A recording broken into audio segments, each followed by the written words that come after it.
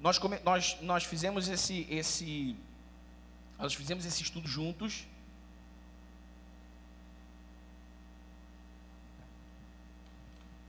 Nós começamos esse estudo junto com os jovens e os adolescentes. Então, lá em cima, na classe de jovens e na classe de adolescentes, eles também estavam estudando o livro. E eles já concluíram o livro, concluíram na nossa frente, exatamente porque aqui embaixo, por alguns motivos especiais, nós precisamos interromper por alguns domingos a nossa série. Mas nós ainda temos 3 domingos até o fim do ano, e eu vou terminar essa série com vocês, amém? A Bíblia diz que o fim das coisas é melhor que o começo delas. Então nós precisamos sempre terminar aquilo que começamos, amém, irmãos? Essa é uma lição que a gente deve aplicar na nossa vida como um todo. Nunca deixe um projeto inacabado pelo meio do caminho. Nunca deixe de terminar aquilo que você começa, porque o fim das coisas é sempre melhor que o começo delas. Sempre que nós terminamos um projeto, sempre que nós terminamos um processo iniciado, nós vemos o quanto nós percorremos, o quanto nós aprendemos, o quanto Deus nos abençoou, o quanto Deus realizou ao longo desse processo. Então é sempre muito importante nós concluirmos aquilo que terminamos. Amém? Aliás, essa seria uma ótima resolução de fim de ano, não é? Terminar aquilo que começamos. Geralmente nós fazemos planos, nós fazemos projeções para o ano que está chegando, ao fim de um ano, e vamos trepando aí um plano atrás do outro, um projeto atrás do outro, sem muitas vezes concluir e terminar aqueles planos que nós já começamos e não terminamos. Então, se eu posso te dar um conselho, eu te aconselho a não fazer nenhum plano novo para 2022, mas a planejar, terminar os projetos, os processos que você já começou em 2020, 2021 e não concluiu. Amém, meu irmão? Glória a Deus. Então, hoje, a gente vai retomar exatamente de onde a gente parou, que é a doutrina da eleição, ou a doutrina da predestinação. Eu não sei se você já ouviu falar em eleição, em predestinação, se você já estudou esse assunto alguma vez, mas é óbvio que por uma questão de tempo, nós não poderemos nos aprofundar tanto quanto nós gostaríamos de fazê-lo, exatamente porque a gente só tem 3 domingos até o fim de dezembro, e eu preciso terminar essa série com vocês. Mas a doutrina da eleição, que também é chamada, como eu disse, de predestinação, é talvez a doutrina mais controversa dentre todas as doutrinas fundamentais da fé cristã, e eu vou explicar a você por quê.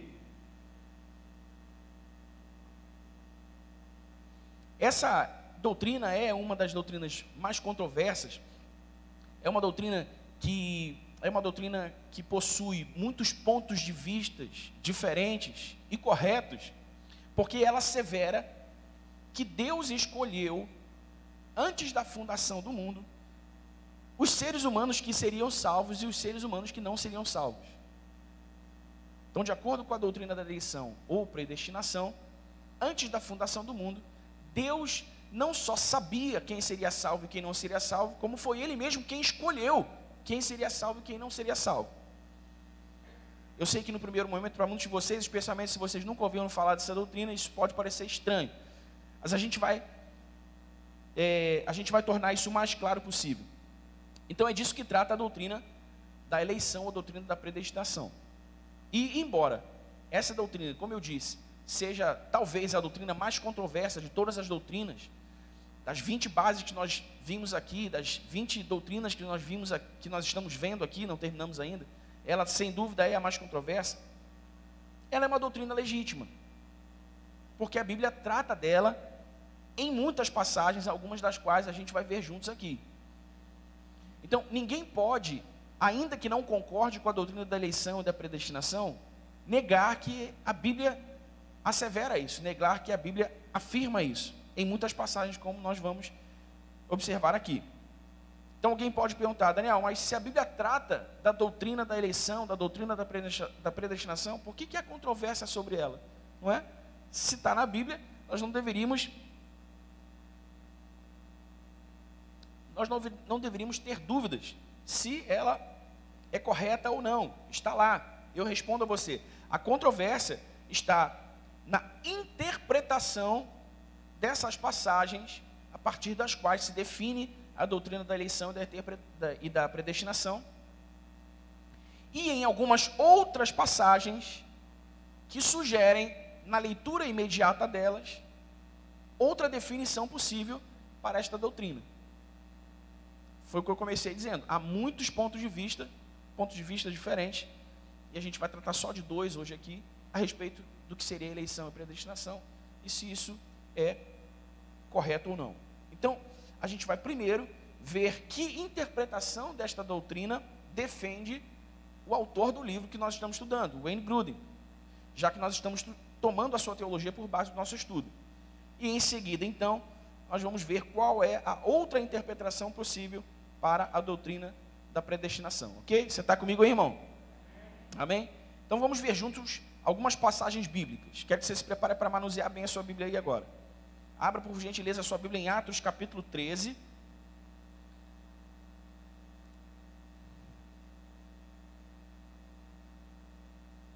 Quando você abre a Bíblia, eu quero só lembrar você o que é doutrina, não é? Durante todas as aulas que nós ministramos aqui, eu sempre comecei lembrando a você o que é doutrina.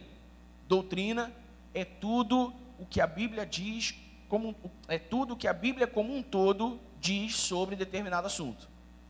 Amém? Amém, gente? Doutrina é tudo o que a Bíblia diz como um todo, o que a Bíblia como um todo diz sobre determinado assunto. Doutrina não é costume. Doutrina não é costume. Em muitos círculos evangélicos, em algumas denominações evangélicas em específico, se chamam costumes de doutrinas. E não. Uma coisa é uma coisa, outra coisa é outra coisa. Um exemplo.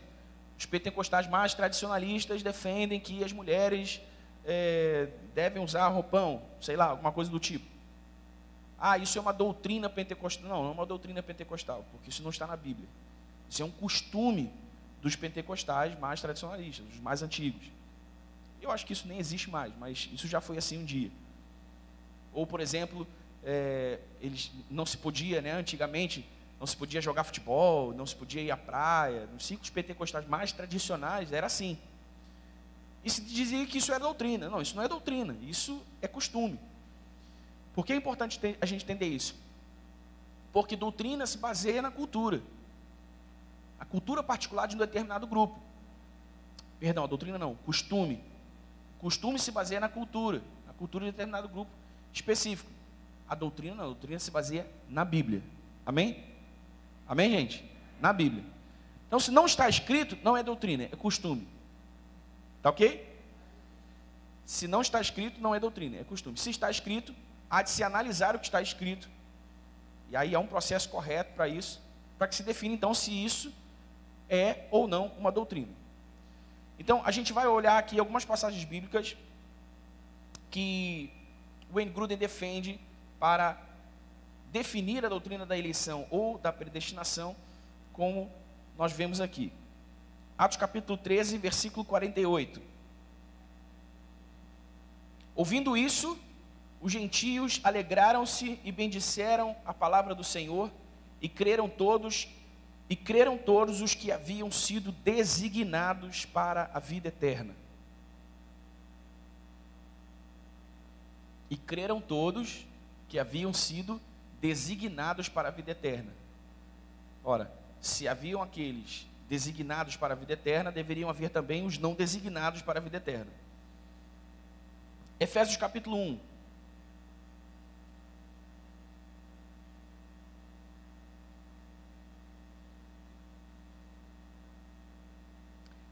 Carta de Paulo aos Efésios, capítulo 1, do versículo 4 ao versículo 6. Se você chegou lá, diga amém.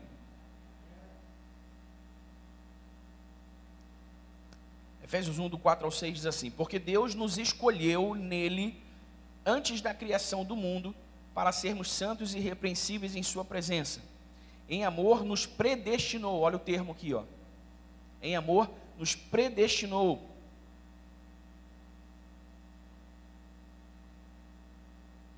Perdi a leitura. 5. Em amor nos predestinou para sermos adotados como filhos, por meio de Jesus Cristo, conforme o bom propósito da sua vontade, para o louvor da sua gloriosa graça, a qual nos deu gratuitamente no amado. Em amor nos predestinou. 2 Timóteo capítulo 1. Segunda carta de Paulo a Timóteo, capítulo 1.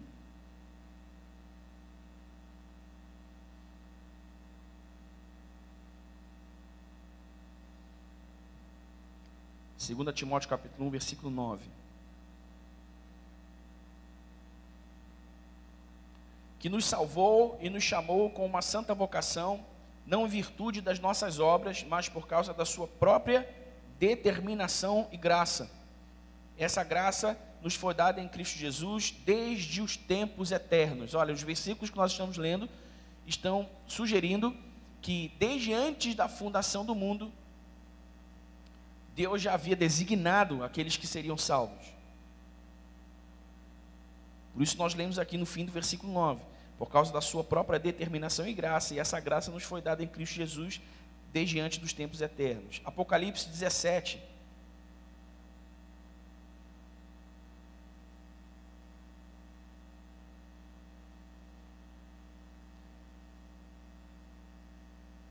Apocalipse 17, versículo 8. A besta que você viu era e já não é. Ela está para subir do abismo e caminha para a perdição. Os habitantes da terra, cujos nomes não foram escritos no livro da vida, desde a criação do mundo, ficarão admirados quando virem a besta, porque ela era agora e não é, e entretanto virá. Olha só, os nomes que não foram escritos no livro da vida desde a criação do mundo. Você consegue perceber aqui, nesse conjunto de versículos, a partir de algumas expressões específicas, alguns termos específicos, essa eleição, essa predestinação asseverada por alguns teólogos? Então, desde antes da criação do mundo, Deus determinou quem seria salvo, e Deus determinou quem não seria salvo, de acordo com esses versículos. Então, o que o Wayne Grudem está defendendo, preste atenção, isso é muito importante agora. O que o Wayne Grudem, o autor do livro, está defendendo é que, sim, de um modo que nós não podemos compreender totalmente agora, por um motivo que não nos foi revelado nas Escrituras, e que, portanto, nós também não podemos compreender totalmente agora, Deus decidiu escolher previamente aqueles que seriam salvos e os que não seriam. Deste modo, alguns são predestinados à salvação e outros à perdição. É isso que defende o Wayne Grudem, o autor do livro que nós estamos estudando. Por que ele afirma que de um modo que nós não podemos compreender totalmente agora? Porque para muitos de nós, talvez para você, para mim também, você vai saber logo logo, para muitos de nós e para mim também, essa parece uma ideia estranha ao Deus que nós conhecemos, ao Deus que a Bíblia nos revela. Como poderia Deus escolher quem não seria salvo? A salvação não é para todos. Deus não quer que todos sejam salvos, não é? No primeiro momento parece estranho. Olha, como assim? Deus escolheu pessoas que vão para o inferno. Então Deus não quis que essas pessoas fossem salvas. Por isso ele diz que de um modo que nós não podemos compreender totalmente agora. Por quê? Porque a Bíblia diz em muitos lugares que isso é assim, como nesses versículos que nós lemos aqui agora, para mencionar apenas alguns, 1, 2, 3, 4, nós lemos apenas 4, mas há outros. Agora veja, como eu disse, há também outras passagens que indicam que não há alguns predestinados à salvação, e sim que todo homem pecador pode ser salvo se responder positivamente ao chamado para crer em Cristo Jesus como seu Senhor e seu Salvador. Também há outras passagens que apontam um outro caminho possível a se pensar, a se refletir. Vamos ver que passagens são essas. A primeira delas é João 3,16. Abra sua Bíblia aí.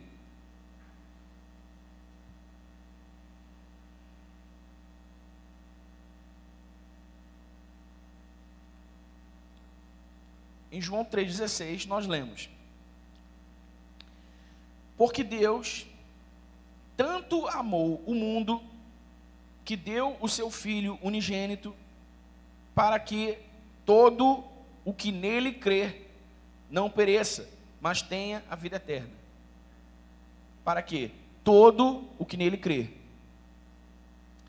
Então, se de um lado nós encontramos passagens que dizem que alguns deveriam crer, porque Deus predestinou assim. João 3,16 nos diz que todo o que crê pode ser salvo. Apocalipse 22.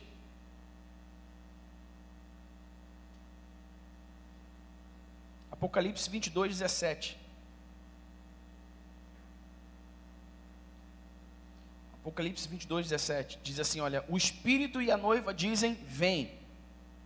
E todo aquele que ouvir, diga, vem. Quem tiver sede, venha. E quem? Está escrito aí, você está lendo não? O que está escrito aí? E quem? Quiser. Quem quiser, beba de graça da água da vida. Ok? Então, todo aquele que nele crer, quem quiser. Nós vemos uma coisa mais aberta, né? Mateus 11, 28.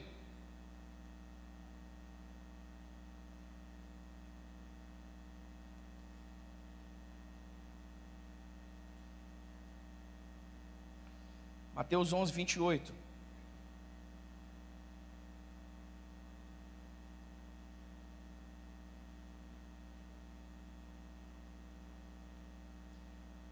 Venham a mim, todos os que estão cansados e sobrecarregados, e eu darei descanso a vocês. Venham a mim, todos, e eu darei descanso a vocês. Então veja, essas passagens aqui não concordam muito com as primeiras passagens que nós lemos, não é? Parece que há algum conflito aqui de interpretação. E há mesmo, o conflito é de interpretação. A Bíblia, em lugar algum, conflita consigo mesma. O problema é a interpretação que fazemos dela. E veja, irmãos, esses nossos estudos aqui não têm a finalidade de que nos tornemos todos teólogos, profundos sabedores do que a teologia diz sobre esse ou aquele assunto. O que nós precisamos é garantir um conjunto necessário, um conjunto de saberes básicos necessários para vivermos uma vida de acordo com a vontade de Deus e para compreendermos o que a Sagrada Escritura nos revela. Amém? Amém, irmãos? 1 Timóteo capítulo 2.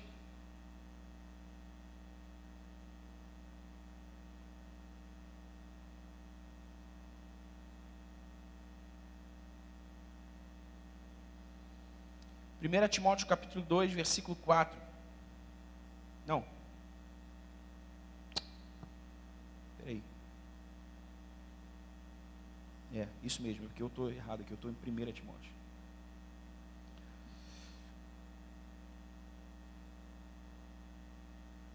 Vamos ler a partir do 1. 1 Timóteo capítulo 2, versículo 1. Antes de tudo, recomendo que se façam súplicas, orações, intercessões e ações de graças por todos os homens, pelos reis e por todos os que exercem autoridade, para que tenham uma vida tranquila e pacífica com toda piedade e dignidade. Isso é bom e agradável perante Deus, nosso Salvador, versículo 4, que deseja que todos os homens sejam salvos e cheguem ao conhecimento da verdade. Ora, Deus deseja que alguns sejam salvos ou que todos sejam salvos e cheguem ao conhecimento da verdade? Não é? Então veja aqui que como uma questão de interpretação pode nos levar a dois caminhos bem distintos, a partir da mesma escritura, da mesma Bíblia. 2 Pedro capítulo 3.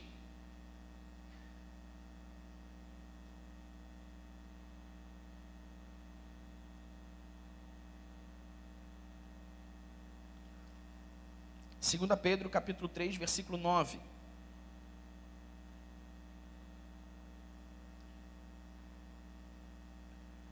O Senhor não demora em cumprir a sua promessa, como julgam alguns. Ao contrário, Ele é paciente com vocês, não querendo que ninguém pereça, mas que todos cheguem ao arrependimento. Ezequiel 33, 11.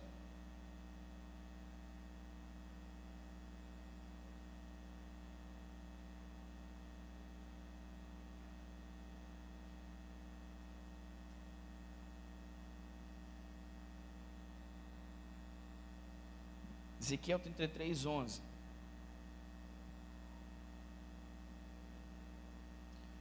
Diga-lhes, juro pela minha vida, palavra do soberano, o Senhor, que não tenho prazer na morte dos ímpios, antes tenho prazer em que eles se desviem dos seus caminhos e vivam. Voltem-se dos seus maus caminhos, porque o seu povo haveria de morrer, ó nação de Israel. Essa passagem específica revela um profundo pesar de Deus na morte de alguém não salvo. Você consegue entender isso? Perceber isso aqui? Deus, por meio do profeta Ezequiel, está dizendo, olha, eu não tenho prazer nenhum na morte dos ímpios, na morte daqueles que morrem sem salvação. E ele faz um chamado, venham, voltem-se para mim, ó povo de Israel. Então, de acordo com estas passagens, nós também podemos crer que Deus quer que todos sejam salvos, e não apenas alguns, como defende o Wayne Grudem a partir das primeiras passagens que nós lemos. Todos serão salvos? É uma pergunta. Todos serão salvos? Não. Deus quer que todos sejam salvos? Segundo nós lemos, nesse segundo bloco de versículos, sim. Mas todos serão? Não. Porque Deus não quer? Também não, se Deus quer que todos sejam salvos. Veja Romanos capítulo 5.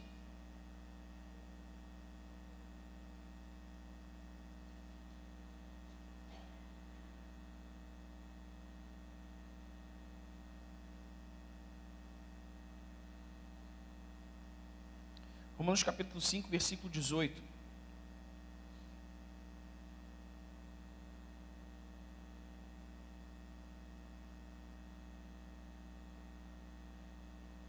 Consequentemente, assim como uma só transgressão resultou na condenação de todos, diga comigo todos, de todos os homens, assim também um só ato de justiça resultou na justificação que traz vida a todos os homens, diga todos.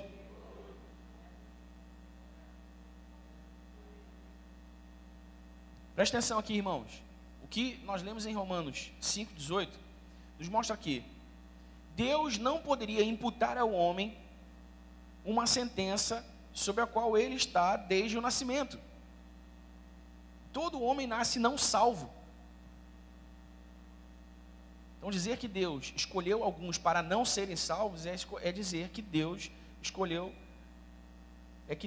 manter sob a sentença da morte eterna, voluntariamente, por alguma razão que a gente não sabe, algumas pessoas que a gente também não sabe que critérios ele usou para escolher.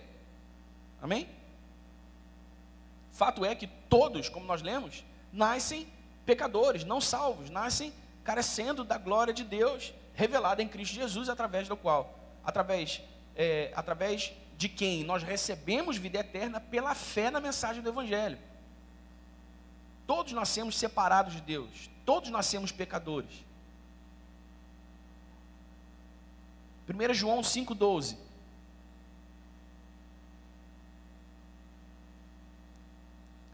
João 5,12.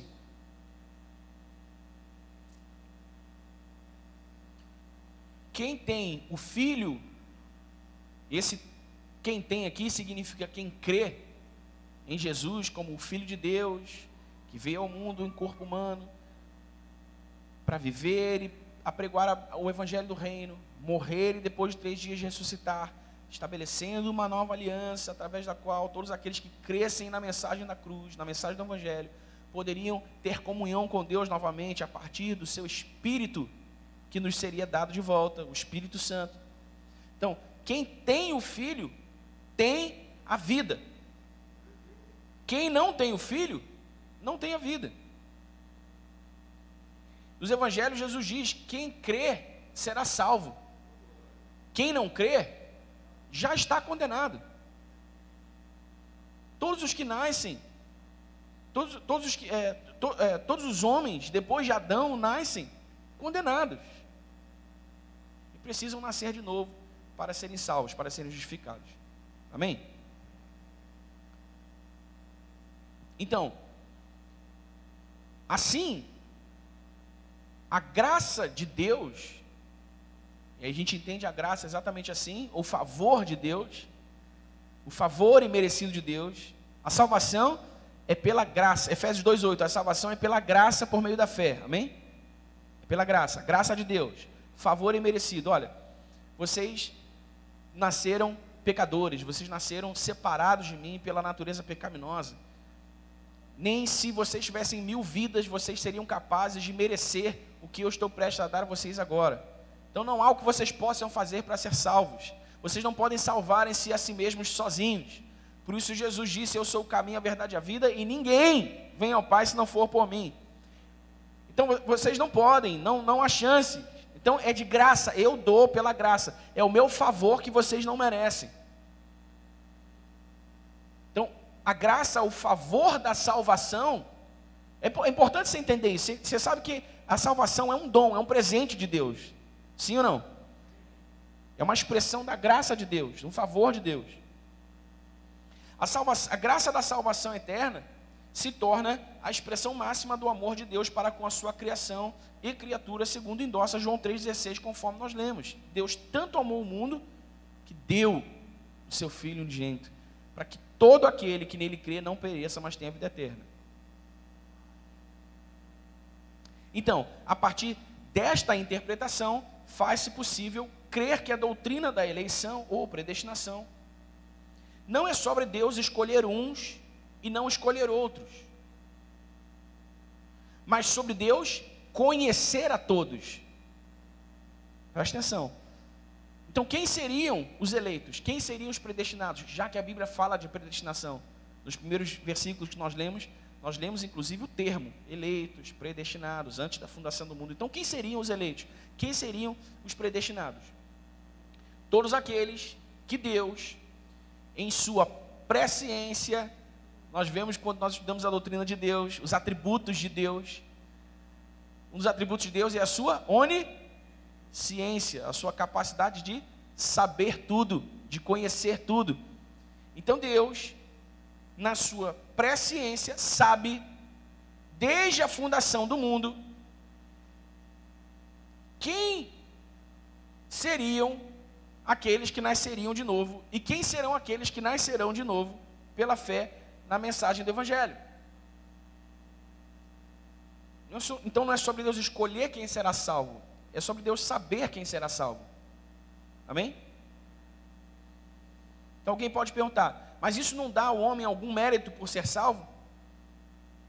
Como se a minha escolha por Cristo, ou como se a minha decisão pela fé em Cristo fosse um mérito para a minha salvação?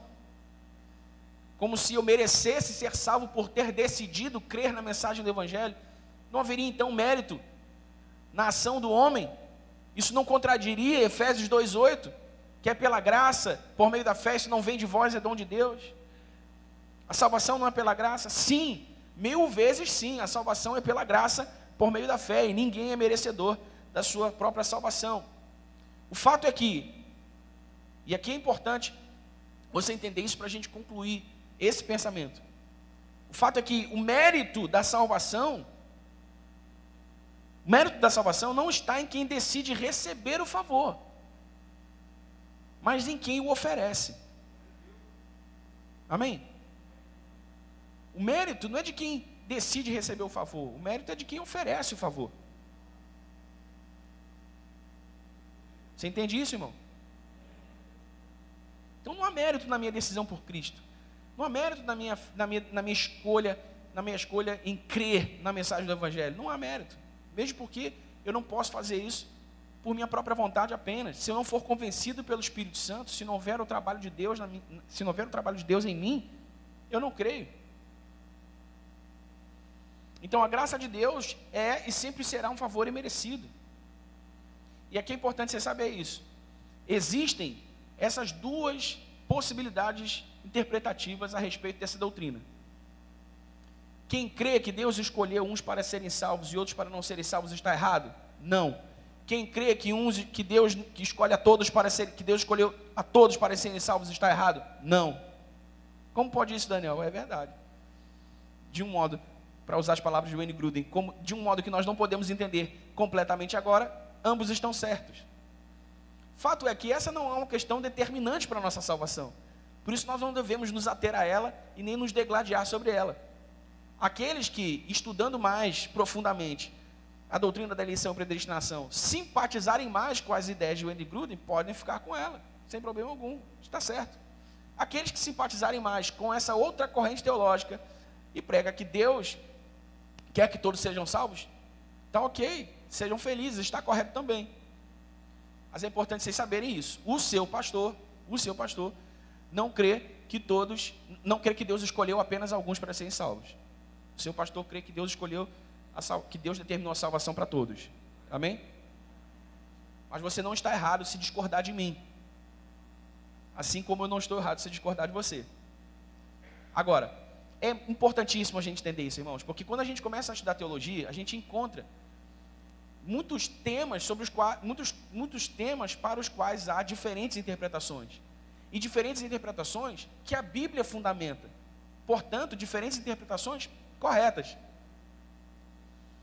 Agora, a gente precisa ter muita clareza de mente para saber que temas são centrais ao Evangelho e que temas são periféricos ao Evangelho. Em que temas todos nós devemos concordar e em que temas nós podemos discordar à vontade. Você está me entendendo? Está me entendendo, irmão?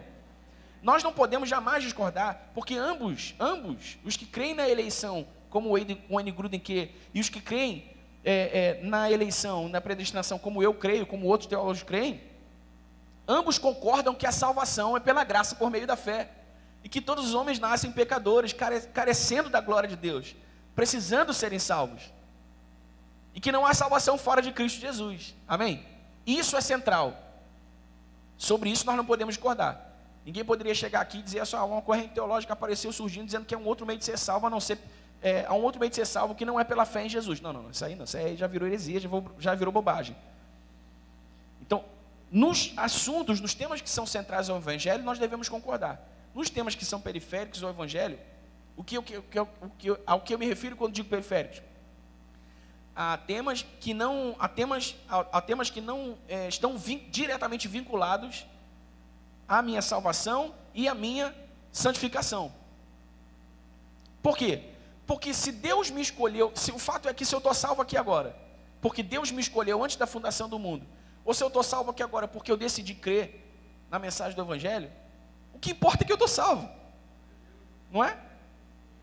Se eu vou para o céu porque Jesus escolheu alguns para ir para o céu e eu estou nesse bolo, e outros não vão, ou se eu vou para o céu porque eu decidi crer na mensagem do Evangelho e eu estou aqui no bolo com todo mundo que creu também, o que importa é que eu vou para o céu, não é? Então, nesse tema em particular, assim como em outros que podem surgir daqui para frente, a partir dos nossos estudos, é periférico. É periférico, é predestinação, eleição, Deus escolheu. Então, se Deus escolheu alguns para não ser, porque olha só, presta atenção, se Deus escolheu alguns para não serem salvos, por que eu pregaria o Evangelho? Se Deus já sabe quem vai ser salvo e quem não vai. Se Deus já determinou quem vai ser salvo e quem não vai. Não é? Não faz diferença eu pregar o Evangelho. No fim das contas, Deus vai fazer a sua vontade e vai salvar aqueles que Ele já escolheu que serão salvos. Em muitas igrejas em que se crê dessa maneira, não há apelos para a salvação, por exemplo. Quem for convencido pela mensagem do Evangelho, quem for convencido pelo Espírito Santo da mensagem do Evangelho e da realidade de Cristo, procure o pastor, procure alguém do ministério aí e diz, olha, eu quero entregar minha vida a Jesus, como eu faço? Não há chamadas públicas nos cultos para quem quer abraçar a mensagem do Evangelho. Nós sempre fazemos chamadas públicas, o que nós chamamos de apelo. Por quê? Porque nós cremos que a salvação é para todos e que à medida em que a mensagem do Evangelho é pregada, o Espírito Santo trabalha o coração do ouvinte que está naquele dia mais suscetível ou não para revelar a sua real necessidade espiritual sem Deus. Porque quando eu ouço a mensagem do Evangelho, o Espírito Santo me convence, eu entendo que eu sou um pecador perdido e que eu preciso de Deus para ser salvo.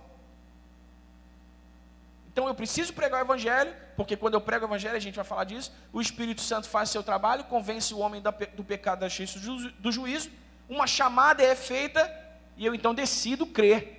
Eu quero crer em Jesus, eu creio hoje em Jesus como meu Salvador, como meu Senhor. Eu me arrependo e creio no Evangelho, entende? Pum, é salvo. Então, irmãos, se Deus escolheu, se não escolheu, se a salvação não é para todos, se a salvação é para todos, pouco importa, estamos salvos agora. Amém? Amém, irmãos? E é isso que nós devemos celebrar. E é em torno dessa verdade que nós devemos comungar. Amém? Glória a Deus. Então, eu tive essa preocupação em não abandonar o livro, em trazer a ideia do Grudem, mas também em defender a ideia na qual eu creio. Como seu pastor, eu devo a você essa revelação. Não é? Tá, mas, pastor, você acredita no quê? Você acredita que Deus escolheu alguns? Não, eu acredito que a salvação é para todos. Mas, então está errado? Não, não está errado. Aqui também não está. Aqui está certo? Tá, aqui também está certo. Entendeu? O fato é que estamos salvos e devemos celebrar isso. Quem não está salvo porque ainda não creu no seu coração e não confessou com os seus lábios que Jesus Cristo é o Filho de Deus, o Redentor de todo homem pecador, que traz o homem de volta à sua comunhão com Deus, precisa fazê-lo para ser salvo. Amém?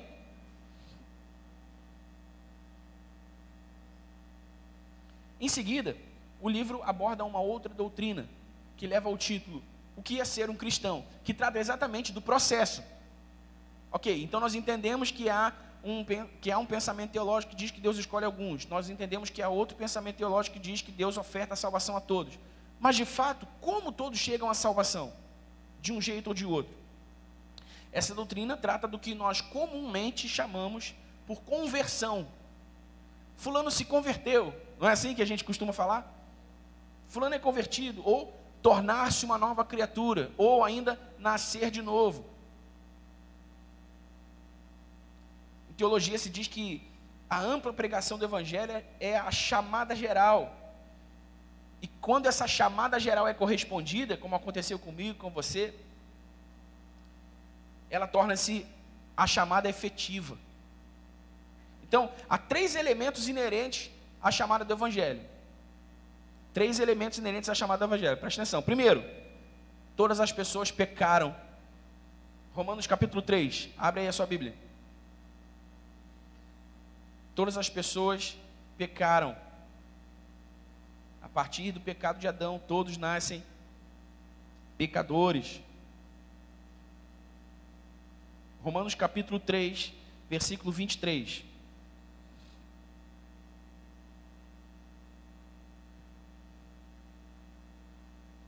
Pois todos pecaram e estão destituídos da glória de Deus. 24, sendo justificados gratuitamente por sua graça, por meio da redenção que há em Cristo Jesus.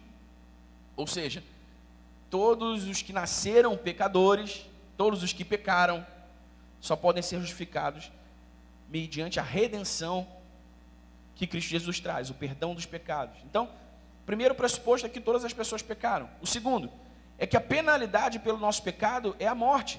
Ainda em Romanos, veja o capítulo 6, versículo 23.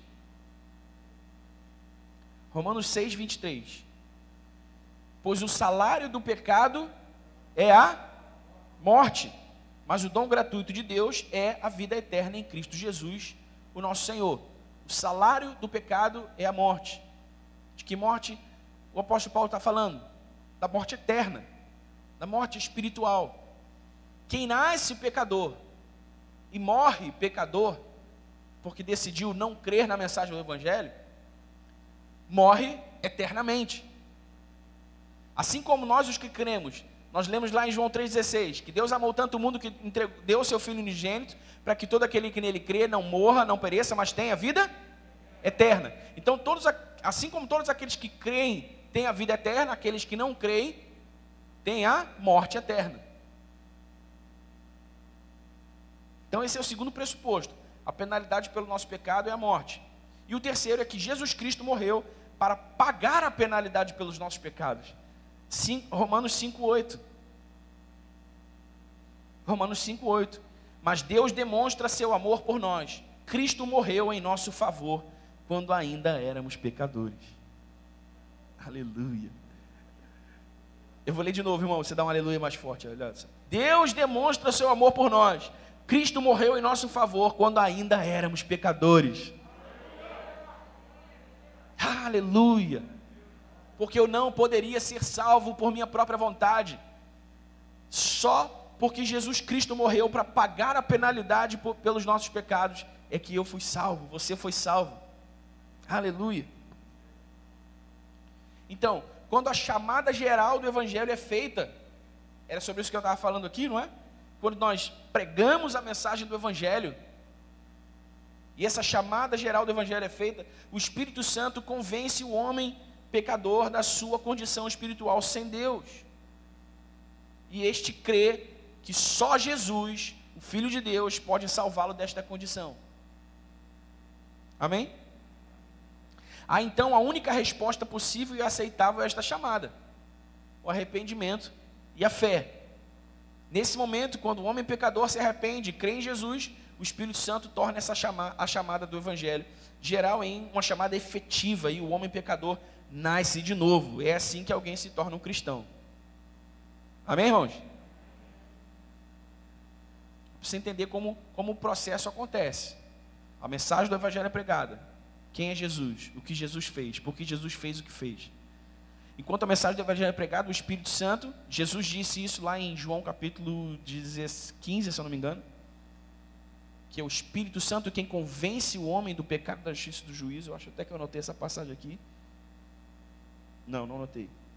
Então, o Evangelho é pregado, o Espírito Santo convence o homem está convencido. Putz, é verdade, eu sou um pecador perdido, e eu não tenho chance sem Deus, eu não tenho chance sem Jesus.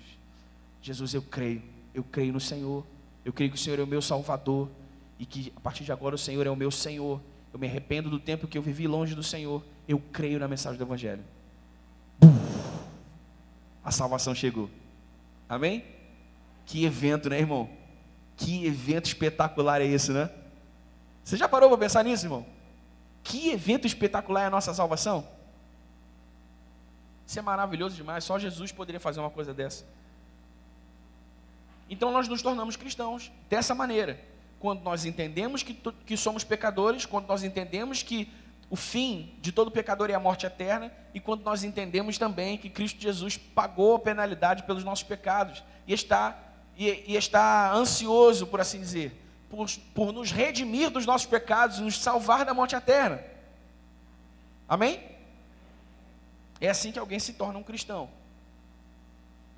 Em seguida vem o que o próprio livro sugere como uma pergunta: o que é a justificação?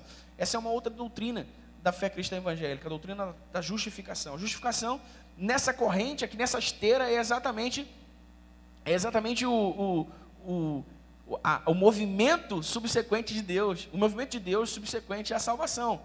A justificação é um ato legal de Deus que, ao nos arrependermos e crermos na mensagem do Evangelho, nos considera pecadores perdoados e atribui a justiça de Cristo a nós, nos considerando também moralmente justos à sua vista. Deixa eu ver aqui, nós lemos Romanos 3:26. Romanos 3:26.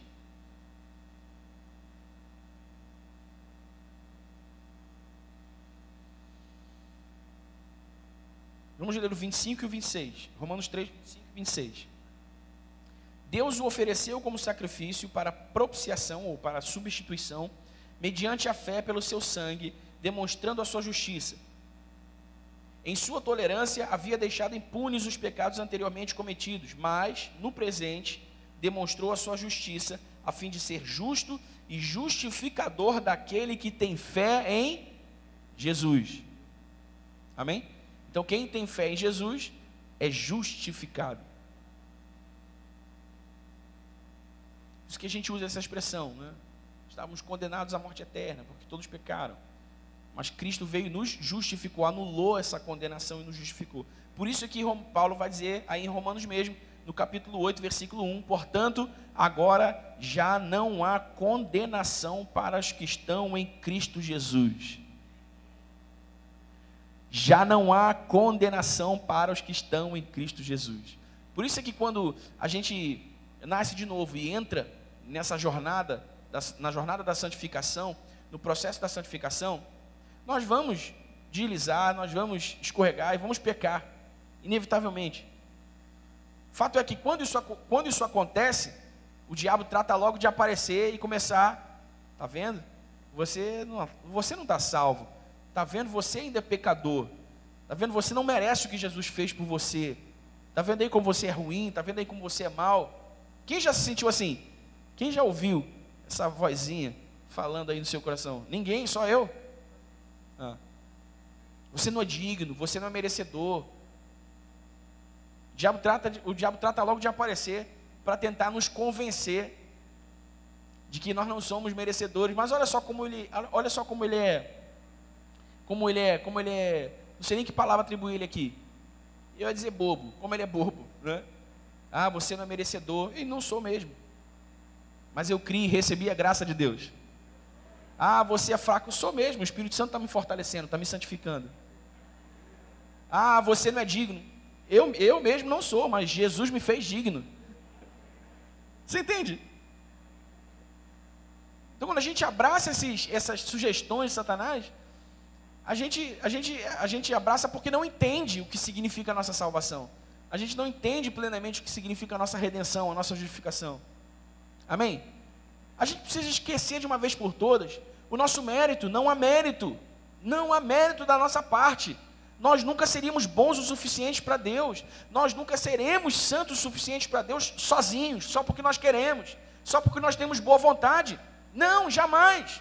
Nós carecemos da ação do Espírito Santo em nós, trabalhando a nossa vida para nos forjar a imagem de Cristo, nos santificando, nos fazendo vencer os apelos da nossa natureza carnal. Então ele vem querendo imputar sobre nós uma condenação da qual nós já fomos justificados. Está vendo? Você não merece, está vendo? Eu acho que você não é salvo, está vendo? Quem sabe você está condenado à morte eterna ainda. Não. Não há mais condenação para aqueles que estão em Cristo Jesus. Amém? João vai dizer assim: filhinhos, eu escrevo essas coisas a vocês para que vocês não pequem. Mas se vocês pecarem, se confessardes os vossos pecados, tendes um advogado, que é Cristo Jesus. Aí ele diz: se confessardes os vossos pecados, Ele é fiel e justo para vos perdoar os pecados e vos livrar de toda injustiça. O que João está dizendo? João está dizendo o seguinte: cara, a gente está escrevendo essas coisas, a Bíblia está aí para você não pecar. Mas se você pecar, você deve se arrepender e receber o perdão de Deus. Porque todo aquele que confessa o seu pecado recebe o perdão de Deus, é purificado, é limpo. O que você não pode fazer, irmãos, eu sempre digo isso: a verdadeira santidade não é não pecar nunca. A verdadeira santidade é não acomodar o pecado à sua vida, nunca. Amém? Não é que eu não vou errar nunca mais, mas é que eu não vou naturalizar o erro. Eu não vou acomodar o erro, eu não vou acomodar o pecado na minha vida de novo. Porque Jesus já me perdoou deles, Jesus já me libertou deles. Amém? Então todas as vezes que a gente pecar, o que a gente precisa fazer é parar, se arrepender, orar e seguir a vida. Amém? Seguir a vida e lembrar de Romanos 8:1. Já não há mais condenação para quem está em Cristo Jesus. Não há. O diabo e ninguém podem te condenar de novo por um crime do qual Jesus já te absolveu. Amém? O perdão, a absolvição, a justificação de Deus em Cristo Jesus é definitiva. Amém? Definitiva. Então olha só, a justificação é isso. A justificação é Deus não imputando sobre nós os nossos pecados. Pelo contrário, através do sacrifício de Cristo, definindo a nossa nova condição nele. Amém? A nossa nova condição em Cristo. Salvos, santos, remidos, lavados. E aí depois disso vem o que o livro trata, e a gente mata 3 doutrinas hoje aqui. Vem o que o livro trata por adoção. O que é adoção? A gente vai ler em Romanos capítulo 15, abra a sua Bíblia aí. Perdão, Romanos capítulo 8, ainda em Romanos capítulo 8, no versículo 15, o que Paulo diz assim, olha, pois vocês não receberam um espírito que os escravize para novamente temerem, mas receberam o espírito que os torna filhos por adoção. Filhos por adoção. Por meio do qual clamamos, Abba, Pai. O que é a adoção, irmãos? A adoção é a filiação numa nova família, não é? Quem é adotado? Adotado é alguém que não tem mais família e que é trazido a uma nova família. Foi destituído da sua família original e agora é trazido a uma nova família. Foi adotado. E foi isso que Deus fez por nós em Cristo Jesus. Nos trouxe a sua família. Por isso nós lemos em João, capítulo 1, versículo 12. Você não precisa abrir. É só para você saber. João 1,12 diz: e todos aqueles que o receberam, a saber, aqueles que creram no seu nome, foi-lhes dado o direito de serem feitos filhos de Deus. Filhos de Deus. Amém? Filhos de Deus.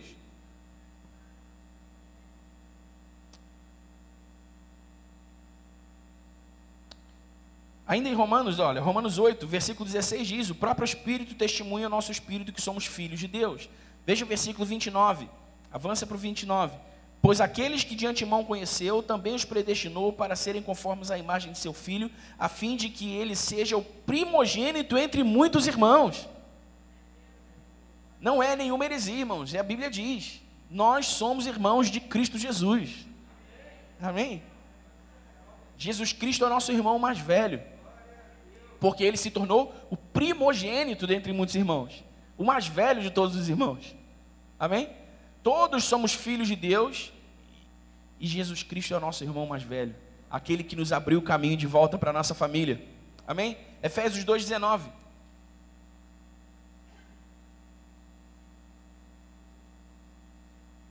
Eu gosto particularmente desse aqui, Efésios 2,19. 19 não, perdão, peraí.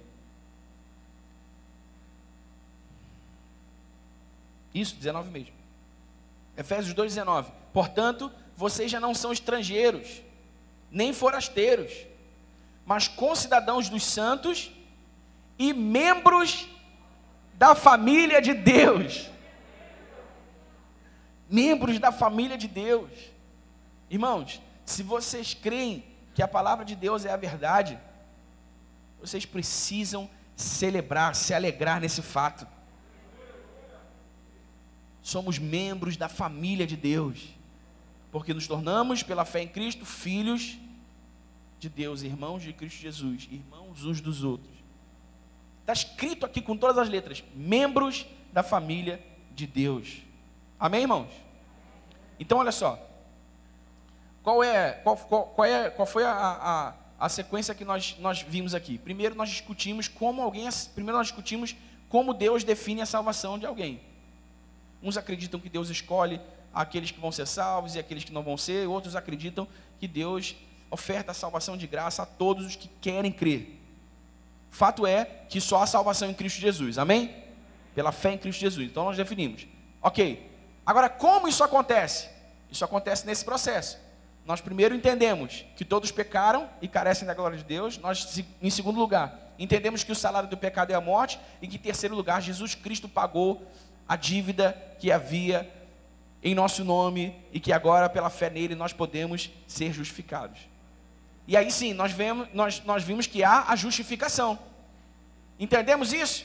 Cremos no Evangelho, fomos justificados. Não há mais condenação para os que estão em Cristo Jesus. Não só isso, e nós lemos mais um último passo ainda.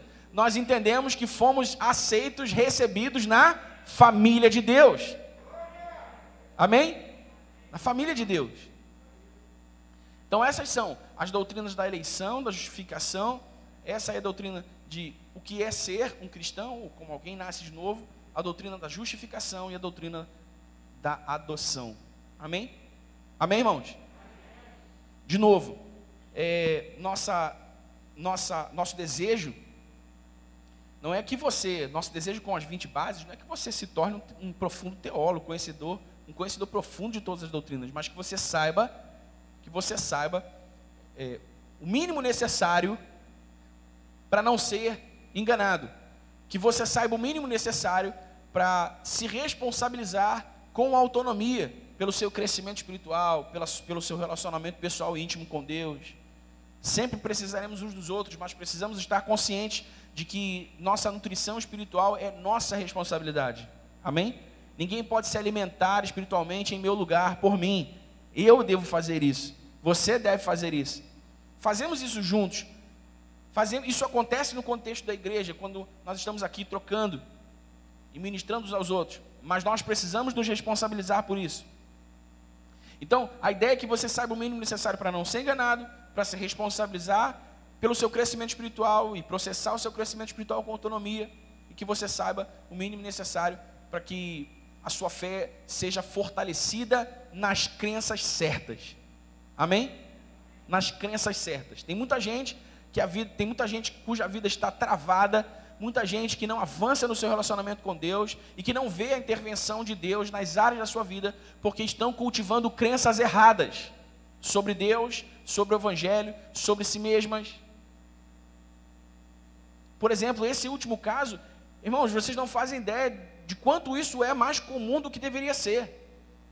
Há muitos crentes em Cristo Jesus, legitimamente nascidos de novo pela fé na mensagem do Evangelho, que não avançam no seu relacionamento pessoal com Deus, não avançam no seu crescimento espiritual, porque não aceitam, veja bem, elas aceitam a mensagem do Evangelho que as torna novas criaturas, mas elas não aceitam a sua própria condição de pecadores convertidos e que estão agora num processo de santificação. Por alguma razão estranha, esquisita, elas acreditam que uma vez nascido de novo, não pode mais pecar, não pode mais errar, não pode mais fazer aquilo, não pode mais fazer aquilo, não pode mais ir a tal lugar, não pode mais falar com tal pessoa, ser crente não pode isso, não pode aquilo, não pode aquilo outro. E elas começam a cultivar uma série de crenças erradas, até mesmo sobre o trabalho do Espírito Santo nelas, e elas são impedidas pelas crenças erradas de crescerem espiritualmente. Amém? É o que eu sempre digo aqui, irmãos, ninguém vem para Cristo, ou ninguém deveria vir para Cristo por medo do inferno. Embora esse também seja um motivo justo, mas não deveria ser o primeiro motivo pelo qual vimos a Cristo. Vimos a Cristo por amor a Deus por amor a Deus e o que Ele fez por nós em Cristo. Então nós entendemos o plano da salvação e pensamos: uau, que Deus é esse capaz de fazer por mim o que Ele fez? Porque Jesus não é um mito, Jesus não é uma história, irmão. Jesus existiu. A história confirma a existência de Jesus. E tudo que aconteceu, como nós lemos nos evangelhos, é verdade, são fatos históricos. Amém? E nós percebemos os efeitos da nossa fé em Cristo Jesus na nossa própria vida. E percebemos o efeito da nossa fé na mensagem completa do evangelho, à medida em que a nossa vida é transformada pelo poder dessa fé. Então nós precisamos cultivar as crenças corretas sobre Deus, sobre nós mesmos, amém? Sobre a nossa relação com Deus. Então, o nosso propósito com as 20 bases, foi isso que a gente sempre falou, que eu falei com os meninos lá, nos jovens, nos adolescentes. Nosso propósito não é que ninguém se torne um teólogo profundamente conhecedor de todas as doutrinas da Bíblia. Se você quiser fazer isso daqui para frente, se isso foi um empurrão para você estudar teologia um pouco mais a fundo, que ótimo, maravilha. Mas essa não é a nossa intenção aqui. Nossa intenção aqui é te dar o mínimo necessário para você não ser enganado. Porque eu falei nas nossas primeiras aulas, não sei se vocês lembram, eu falei sobre esse universo imensurável de bobagens, de heresias, de mentiras, de coisas que são ditas em nome de Deus, quando Deus não disse absolutamente nenhuma dessas coisas. Em muitas igrejas chamadas evangélicas, que não pregam o evangelho, mas pregam outras coisas quaisquer. Igrejas que sequer abrem a Bíblia, igrejas misticistas. Há um universo imensurável de bobagens sendo ditas em nome de Deus. E há muitas pessoas sendo enganadas inocentemente, simplesmente porque ninguém interpretou corretamente a Bíblia para elas. Então, se ninguém interpreta corretamente a Bíblia para elas, qualquer coisa que lhes é dita é verdade. Assim como para vocês. A gente faz questão de abrir a Bíblia, de ser cauteloso, de trazer bons livros, de pregar mensagens concisas, de usar uma teologia saudável. Por quê? Porque todos precisamos saber a verdade. Porque só a verdade liberta e salva. Amém? A gente não está aqui para manipular ninguém, a fé de ninguém, a boa vontade de ninguém. A gente está aqui para dar a palavra. Olha só, irmãos, está tudo aqui. Pega aqui, creia, creia, creia, creia, creia, creia. Veja o poder de Deus transformando a sua vida. Amém? Então, que você seja livre do erro, que você cultive crenças corretas e que você fortaleça a sua fé para o seu crescimento, para o crescimento espiritual saudável. Amém? Esses são os nossos objetivos. Semana que vem a gente vai seguir com mais 3 doutrinas e terminar no domingo 26 com mais 3 doutrinas e fechamos o livro. Que coisa linda, né, irmãos? Depois vocês podem adquirir o livro. A gente ainda tem, inclusive, como compartilhar o link do livro, do e-book, para quem não pode comprar ou para quem não está achando.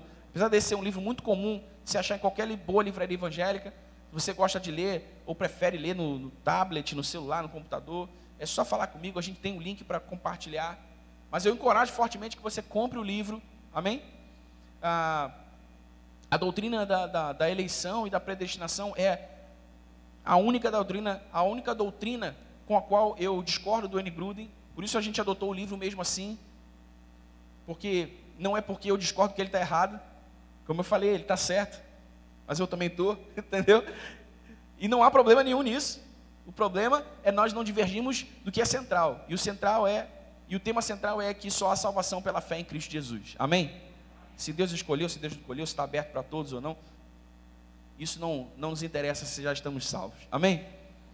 Então, que Deus abençoe a sua vida, que Deus te dê cada vez mais fome e sede de conhecê-lo pessoalmente, de conhecer a sua palavra, e que você se dobre cada vez mais a essa graça que nos salvou e que está nos santificando pelo poder do Espírito Santo que nos foi dado na nossa salvação em Cristo Jesus. Amém, irmãos?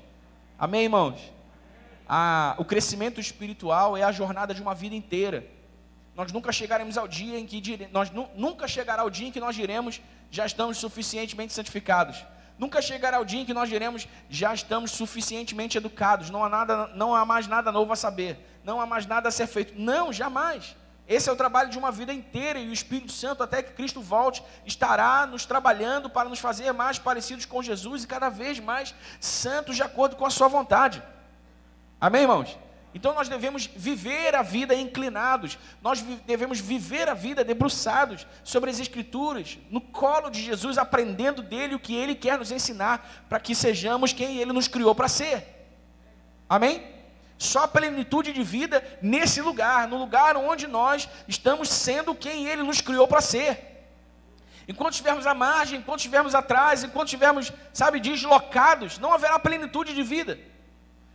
Não haverá plenitude de vida. E ele nos chamou para viver uma vida plena, viver uma vida abundante. João 10:10 diz, ele mesmo diz, eu vim para que vocês tenham vida e vida em abundância.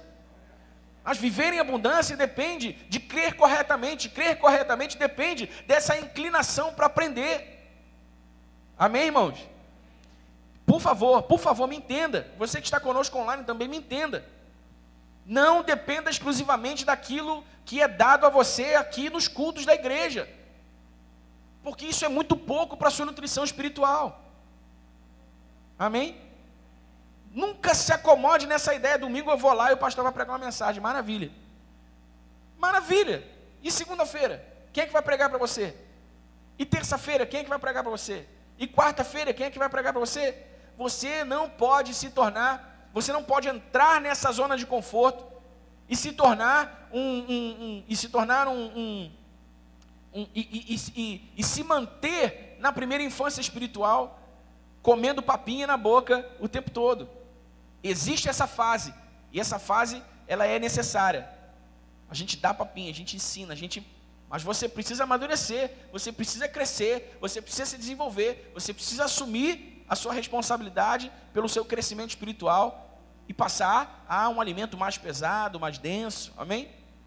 Toda a nossa casa, os nossos líderes, os nossos pastores, presbíteros estão sempre à disposição. Eu estou sempre à disposição para dar papinha, para comer feijoada, para comer rabada teológica, com quem for, a hora que for, não importa. O que importa é que todos estejamos inclinados a aprender sempre.